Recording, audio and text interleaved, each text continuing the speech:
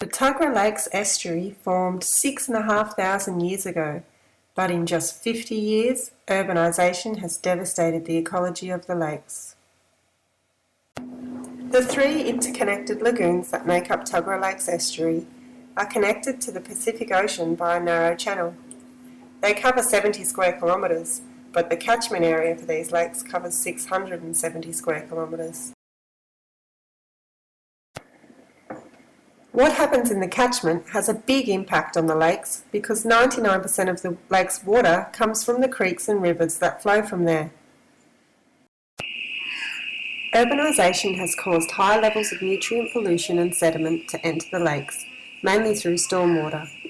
Nutrient pollution comes from fertilisers, pesticides and other chemicals, rubbish, dog poo and organic matter from lawn clippings and livestock manure.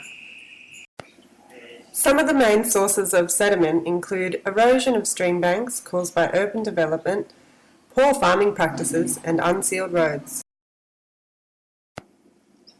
Nutrient pollution and excess sediment loads cause the sandy shores to become muddier and the lake basin water to become murky. This causes seagrass beds to migrate towards the shore in search of light to photosynthesize. When seagrass sheds its leaves, it accumulates in the near shore, forming a barrier and trapping nutrient-rich water, which leads to the conditions that form black ooze, a toxic and uninhabitable black sludge that produces an intensely offensive odour.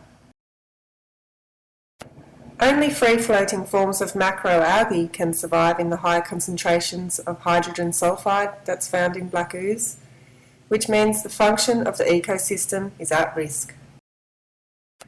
Contributing to these conditions is the developed foreshores that no longer have the correct gradient to allow the rack to wash up, and the 85% decline in ecologically endangered salt marsh that allows the rack to dry out naturally and assimilate. These impacts are extremely harmful to the lake's ecology and biodiversity, and here's why you should care about it. The health of the lakes is important for recreational use such as boating and water skiing, economical reasons such as commercial fishing and tourism, but most importantly for the biodiversity of the environment. Many migratory and endangered animals visit the lakes. The remaining salt marsh and seagrass beds provide important habitat and food for many animals, supporting the vulnerable balance of biodiversity. Wyong Shire Council has developed an estuary management plan which outlines the intention to improve the lake's water quality and rehabilitate the foreshores and salt marsh habitats. While there is a plan in place, there is research indicating that the increasing urbanisation may lead to further damage. The polluted stormwater and the high inputs of sediment all stems from the urban and industrial development in the catchment, and this is where the community must take responsibility for their actions. So what can we as a community do?